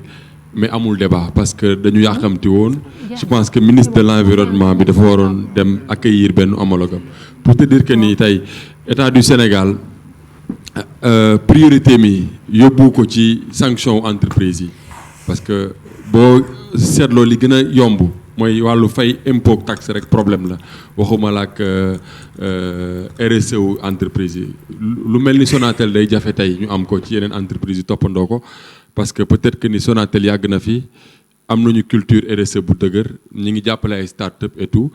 mais état bi tey dafa war a gën a góorgóorluwaat ci wàllu xool nan lay pousser yenn entreprise yi ba ñu wàññi seen pollution bu baax a baax te am na ay industries yoo xam ne bëgguñu tudd seen tur ñi ngi ci ay diggante ñaari commune mais li ñuy polluer par at tey dafa jéggi dayoo te mënuñu ci dara donc yooyu yëpp état bi ci responsabilité am la nekk te jot na tey mu def ay jéego pour wan population bi que ni am nañ tey ay mécanismes yoo xam ne dinañ mën a restreindre société yooyu ba li ñuy polluer ñu koy fayaat wala ñu koy wàññi ba bu baax a baax ba environnement bi ñu mën ko protéger. ñuy encourager Orange bu baax di magnifier li muy def ñu gis ne Orange day xool yan action yan start-up ñan la mën a jàppale ñu dem mais Souboura est-ce que tey jotul woon lu mel ne par exemple li nga xam ne mooy érosion côtière bi ñu di ko gis ne problème bi koy indi tey mooy dafay am ñoo xamante ne dañuy dem tabax ci littoral bi te ñu gis ne érosion côtière phénomène naturel la ndax suuf dafa war a jóge fi dem remplir beneen pour que phénomène naturel la mais tey dañoo gis ne lu mel ne soo demee Doune Baba Dièye à Saint-Louis amatul parce que ay action yoo xam ne biñ koy defuñu li nga xam ne mooy étude d'impact tey état est-ce que jotul ñu organiser de telle sorte que lu mel ne Orange su waree def benn action ponctuelle mu def benn action bu gën a générale en finançant lu mel ne par exemple protection littorale bi est-ce que tey jotul ñu jëm vers des actions plus générales pour mën a jëlee dara ci environnement bi. li nga wax dëgg la sax c'est-à-dire tey jii état bi mën na joxe benn dynamique boo xam ne Orange ñoom comprendre nañ problématique yi ñu ngi koy def mais état bu joxe benn dynamique bi ñeneen mën nañ leen ci fekk te bu mbooloo nekkee di liggéey ci benn problème dinañ mën a gën a gaaw a trouver solution. te tamit li nga doon wax ci taxes yi tamit loolu par rapport ak code de l'environnement ak yooyu yëpp loolu tamit au niveau étatique lu war a am la mooy ni ñuy wax sànq la nu mu tuddati principe de pollueur payeur waaye nag damay insister ci beneen point boo xam ne état bi vraiment mën na ci appuyer te day rejoindre li professeur Tidiane yi doon wax sànq dëkk bi bëri na fi ñu xarañ ñoo xam ne man il y a 5 ans soo ma waxoon ne am na yoo xam ne am na fi duma ko gëm ñi ngi ci plastique bi ñi ngi ci biogaz bi ñi ngi ci papier bi lépp loo kii am nañu ci xalaat dara ne la nii lañ koy defee ku ci nekk ak sa niveau am na ñoo xam ne ñi ngi soog a tàmbale bëriwuñu doole noonu am na ñoo xam ne am nañ ci doole mais tey jii naka lañ mën a def pour que tissu économique boobu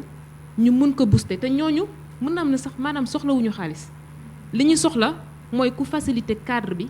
pour que ñu mën a développer wu. mais yow yaa ngi yëngu ci li nga xam ne mooy recyclage déchets électroniques sànq maa ngi koy junj c'est de l'or tey xam nga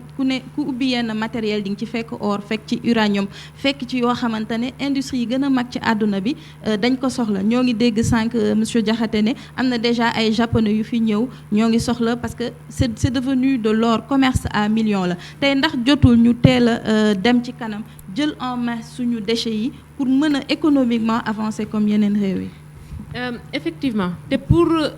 revenir ci point boobu noonu déchets électroniques yi tey ñëpp xam nañ ko boo ko ubbee ci yenn yi comme mën a nekk yenn téléphones yi wala yenn ordinateurs yi mën nga ci trouver li ñuy wax des métaux précieux comme mu nekk de l'or am na yu bëri yoo xam ne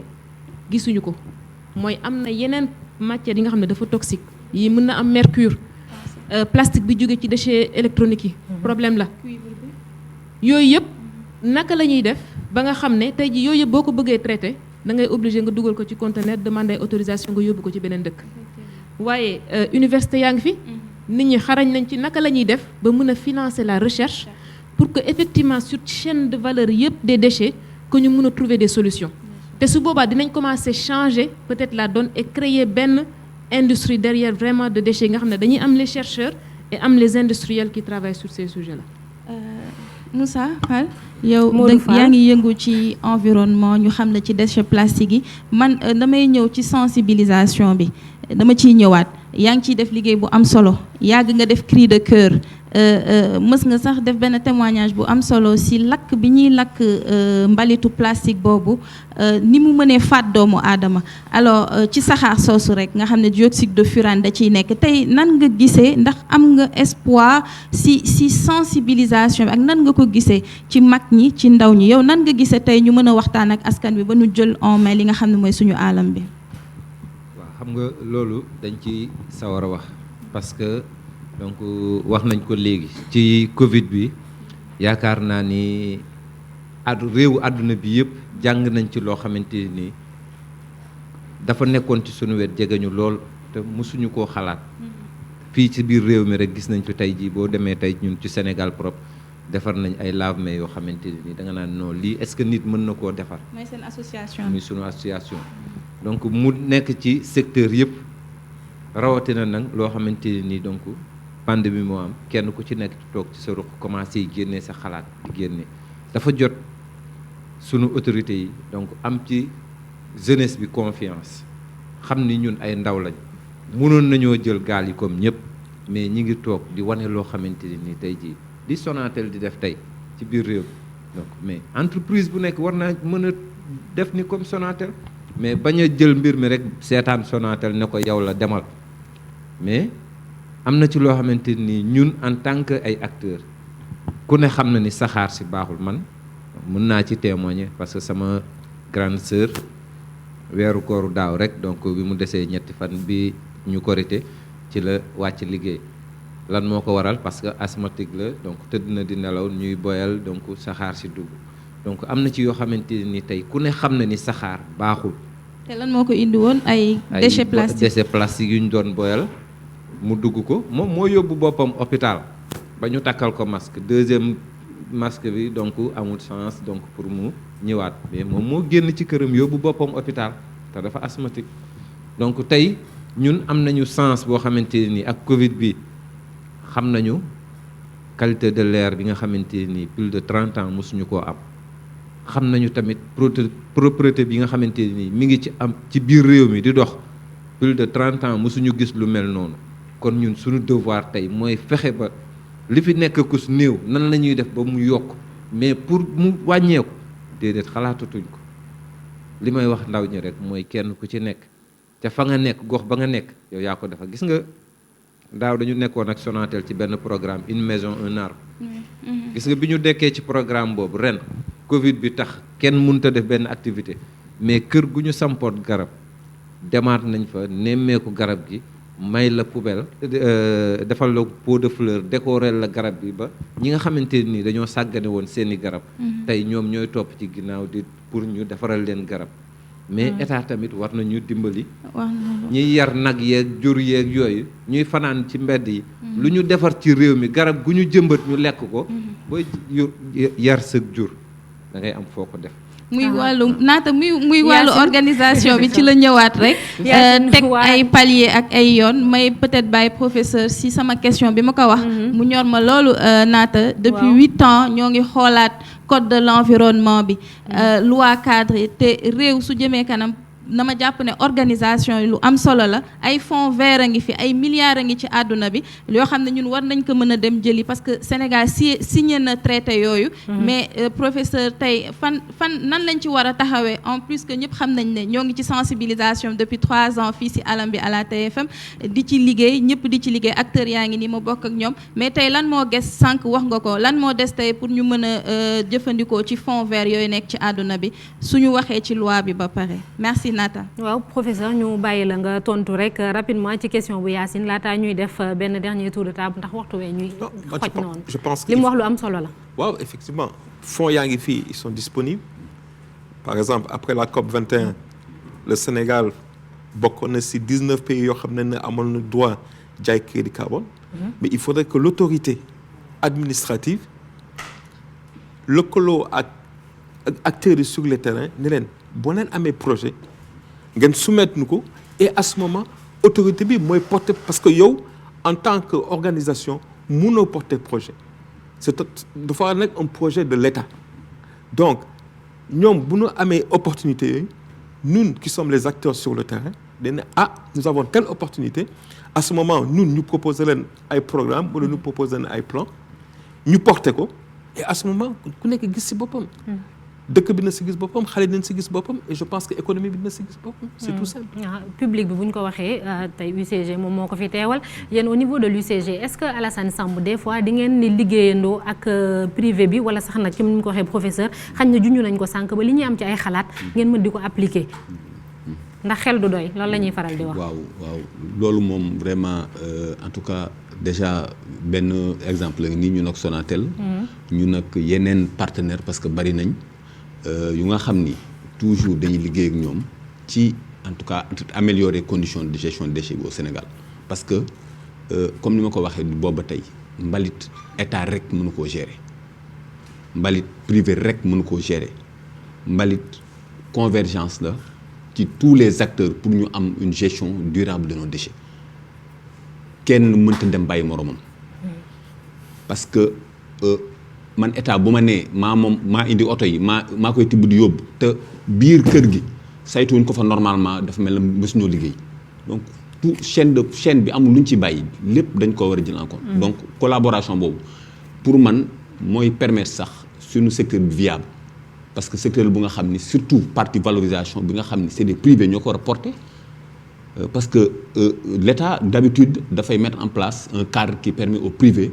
ñu investir dans la valorisation des déchets parce que privé aussi lu am valeur moom mu def ci xaalisam donc cadre bi la ñuy assainir ànd ak ñoom liggéey. donc defe naa noonu la ñuy liggéey ak ñoom ak yeneen type d'acteurs yi parce que tamit mbalit comme ni ma ko waxee boobu ba tey du lu nga xam ni kenn rek mën na koo lijjanti. ñun ñëpp ko war a lijjanti bu ñu indi woon 100 000 oto ci biir Ndakaaru population bi changé wuñ comportement bi ñu am dafay mel na liggéeyuñu dara. donc ñëpp ci lëkkaloo. pour en tout cas mën a am résultat yi nga xam ne moom la ñuy xaar. benn bi au fait damay dellu si un peu rek ci professeur dafa am benn en tout cas inquiétude bu mu am par rapport ak PRN yi nga xam moom lañ installé ci fi nga xam moom mooy koñ yi foofu le temps de séjour des déchets est de moins de 12 heures de temps. maanaam du am temps pour nëb di xeeñ. du fa jot a xeeñ xanaa mu xeeñ doog a ñëw mais bu ñëwee dañuy tëj pôle gi tëj oto bi bu ci fees am na kii buy def ronde ñëw lève questionnaire yi def ko jël ko def ko ci kii donc vraiment. yooyu yëpp dañ ko bàyyi xel loolu tax population yi sax nag accepté sax ñu jël mbalit mi mu jege seen wet. parce que d'habitude nit ñi moom phénomène nimbi bi ñëpp a koy dund. loolu daal dama ko doon leeralaale ci kàddu. waaw Mamadou Junior Diakhaté ci tënk rek ndax yaa fi teewal ndaw yi mën nañ koo wax noonu ci wàllum initiative citoyenne ci tënk rek lan ngay wax ñi nga xamante ni ñoo di ay ndaw comme yow xañ na am na ñu am ay projet yu ni mel professeur nga ko doon wax sànq ci université am na tam yeneen ndaw yu koy def di jël ay pneu di ko recycler ak lu ni mel ci tënk rek lan ngay wax ndaw ñooñu nga xam ne ñu ngi bëgg ñoom tamit béy seen waar ci sàmm alam gi. waaw li may wax ndaw ñi c'est très simple parce que ñun dañ nekk association boo xam ne nekkuñu ci sensibilisation kese ñi ñuy seetaan ci réseaux sociaux yi xam na bu baax li may wax chaque samedi wala chaque dimanche dafa am activité bu ñu doon def tuddee ko Clean Up Challenge Tour bi ko état du Sénégal gisee daf ko récupérer tuddee ko Cleaning Day lancé ko janvier récemment lañ ko changé tuddee ko bésub setal ñun ñoo ko initié woon doon pousse ndaw ñi pour ñu jël en charge seen environnement direct. Par l'exemple parce que dañ doon wax ni ñun dañoo juddoo Sénégal juddoo ci ay hôpital public jàng ci ay école publique dem université publique état bi daf ñu jox lépp te mosuñoo jox dara état bi dafa jot tey ñun ñu defal dara réew mi ñun noonu lañ tuddee mbir mi. moo tax chaque samedi chaque week-end Covid bi moo ñu stoppé le 2 mars mais dañ doon def ay activités de sensibilisation. ay activités de nettoiement ay activités visant à préserver l'environnement ak ay modules yoo xam ne dañ ko doon def ci école yi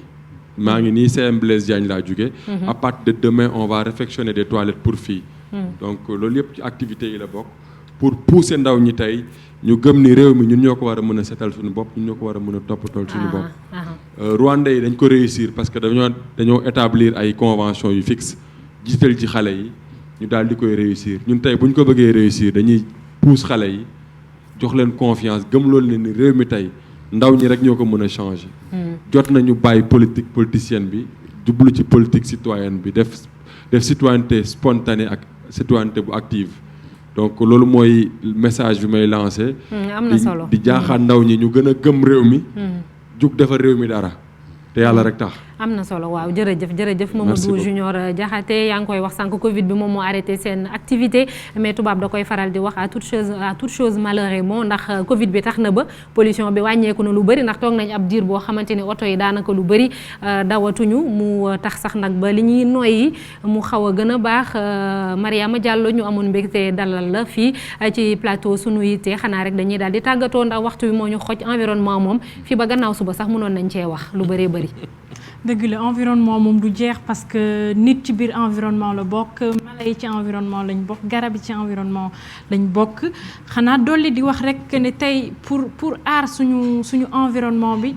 il faut que ñu am plusieurs leviers d'action il faut que du état rek mooy aar environnement cadre légaux yi c'est important du liggéeyu association yi rek ñooy ay environnement du rek entreprise privée yi et ci loolu maa ngi dolli di rafetlu accompagnement bi ñu Sonatel di accompagner depuis des années donc il faut que mu am une convergence de tous ces acteurs là ñu toogandoo autour de la table parce que initiative yi bëri nañ ci dëkk bi ñii di def lu rafet ci wàllu environnement bëri na ci dëkk bi mais c'est très cloisonné c'est dispersé dañoo tasaaroo daal ku nekk da ngay def sa boor voilà ku ne da ngay dem sa boor et finalement suñu action yi day nekk ak ay actions yoo xam ne c'est des actions à petite échelle alors que ne tey li ñu war a def mooy passage en échelle à une échelle boo xam ne moo gën a rëy moo gën a yaatu noonu la ñuy amee ay changements globaux donc may woote waat encore une fois parce que lancé woon naa appel bi keroog ci webinaire bi ñu defoon ak Sonatel may lancé waat appel bi tey pour vraiment travailler sur une convergence de tous les acteurs autour des questions environnementales fii ci Sénégal. Professeur Adams Tidjani nekk jàngalekat ci Université Cheikh Anta Diop bu Ndakaaru jiite benn institut des métiers de l'environnement et de la météo c'est ça. Météorologie voilà météorologie mi ngi noonu ñu ngi lay sant di la gërëm bu baax ci wuyu si bi suñu émission Sunu Yitte amoon mbégte lan ngay tàggatoo. maa ngi rafetlu émission yu mel nii parce que environnement c'est pas souvent mu nekk débat au niveau des plateaux de télévision. Vraiment maa ngi leen di sant seen liggéey au niveau de la TFM le fait de booster l'environnement et j'espère que émission yi comme je le dis buñ si paree dina engranger yeneen affaire yeneen action il faut des actions bokk na ci thème ren bi man je suis un homme d'action man toogaay kii di wax non il faut des actions les actions sont identifiées mën nañ ko def am na sànq ko wax les compétences sont là il faut que ñu gëm suñu bopp mettre en place ces actions xale yaa ngi fi bëgg nañ liggéey les fonds mën nañ ko uti bitim réew ça c'est pas un problème mais il faut que état bi jàppale ñu si l'état ne joue pas comme je dis toujours comme orchestre quand un joueur ne joue pas bien sa partition musique bi mënul neex chacun n'a qu'à bien jouer sa partition à ce moment il y aura pas de problème. jërëjëf sant la gërëm la Alassane Samb yow yaa fi teewaloon UCG ñu fàttali tamit ni sociologue nga sa xam-xam màcc bu baax a baax ci wàllum gestion des déchets muy li ngay liggéey yow tamit sénégalais yi tamit jot nañu yeewu lan ngay tàggatoo say kàddu yu mujj ci émission bi. waaw jërëjëf soxna ñaatam xanaa di wax rek comme ni nga ko defee booba tey di lancer appel parce que tamit population bi maanaam réew mi. ñun ñëpp a koy defarandoo mu baax bu kenn di gas ñi ci des di suul réew mi du mën a avancer environnement bi ñuy wax bari na acteurs yu ci ne comme ni ñu koy waxee c'est d'habitude nag les actions sont cloisonnées ku ci ne da ngaa toog sa ruq defee ni yaa mën a soppi réew mi waaye kenn mënu ko am réew dañ koy nuñ ko wala fi faral di waxee dañ koy pencoo. kenn du ko pàccoo dañuy pencoo dañuy bokk liggéey bi sumbandoo ko mënu may teg oto di jël mbalit mi bu oto bi jàllee keneen tuur ci mbedd mi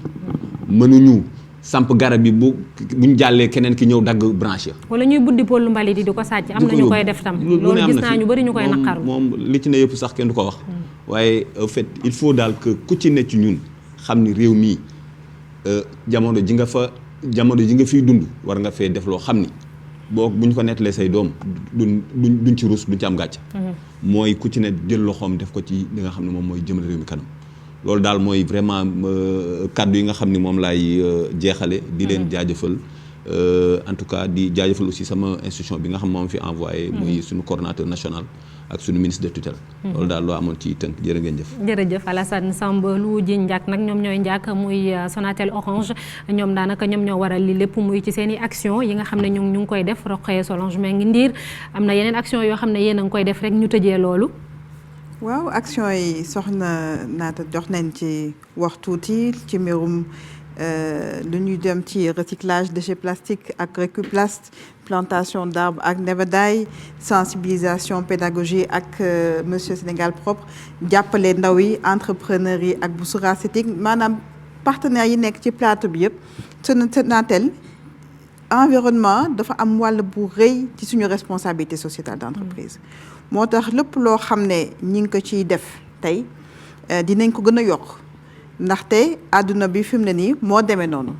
toll na foo xam ne ni nga ko waxee anam bi luñ ci deful suñu bopp nañ ko defal donc stratégie bi lu leer la te ni ma ko waxee dama bëggoon ñëwaat ci li monsieur Samb wax ak madame Diallo mbooloo mooy doole ñun ñi ngi nekk ci secteur privé appel bi ñuy lancé mooy acteur secteur privé yi tamit ñoom ku ci nekk am na sa wàll chaîne de valeur la tey wax nañu waxu pollution wax nañu érosion côtière wax nañu waxu déchet plastique environnement dafa yaatu ba nga xam ne buñ ci àndulee rek du baax impact bi nga xam ne moom nañ ciy wut duñ ko am donc loolu tax na ba tey ñun Sonatel dañuy lancer benn appel liggéey bi nga xam ne tàmmale nañ ko ak bépp acteur boo xam ne mi ngi ci yëngatu dinañ ci gën a góorgóorlu suñu direction générale vraiment mi ngi ñuy xaar ci ay projets yu gën a structurant te dinañ ko gën a def ci at yi di ñëw donc loolu démarche la boo xam ne ñëpp ci war a ànd ñëpp ci war a dem monsieur Abdou Karim Meng wax na ko ci reportage bi te liñ ci am ci expertise yi nañ ko bokk ak ñëpp ñeneen ñi tamit seen expertise ñi ngi koy bokk ak ñun tey professeur Tidiane mi ñuy gunge bu baax ci li nga xam ne wax na ko sànq mooy recherche mooy innovation ñi ngi waxu norme environnement am na norme mooy norme ISO 14001 boo xam ne ñun Sonatel certifié nañ ci loo gis dafa ànd ak recherche ak innovation te loolu dafa laaj investissement dafa laaj moyen te Sonatel ñun ñi ngi ciy góorgóorlu bu baax économie d'énergie bi tamit wax nañ ci sànq donc ñi ngi dugal suñu loxo ci lépp loo xam ne daal mu doon ci biir entreprise bi mu doon ci ñun ñi di liggéey Sonatel ci nga xam ne ñi ngi koy def bés bu nekk mu doon ci dëkk bi ci askan bi projet yi bare na te am nañu yaakaar dinañu gën a continuer ak yeneen parties prenantes yi ci préservation de l'environnement. incha allah jërëjëf Rokhaya Solange Mbengue Ndir nekk Sonatel moom moo jiite département RSE Yacine Seye di ko sant di ko gërëm bu baax a baax moom moo nekk ci beneen plateau bi ànd ceeg Modou Fall Sénégal propre ak Boussoura Tall Gueye mi jiite CETIC moom tamit spécialisé ci déchets électroniques ak Mamadou Junior Diakhaté ñu sant leen gërëm leen bu baax a baax amoon mbégte animé seen émission sunu yitte ak suñu gan yi nekkoon fii mbokk yi sant leen gërëm leen bu baax a baax wàllum alam lañ doon waxtaanee environnement mooy lu am solo ndax mooy suñu wér-gu-yaram mooy li ñuy lekk mooy li ñuy wër mooy lépp daanaka ni mu ko waxee sànq rek madame Ndir bu ñu ko defee suñu bopp lañ ko defal sant leen gërëm leen mbokk yi bu baax a baax di leen jox rendez-vous ci beneen numéro sunu yitte incha allah jërë ngeen jëf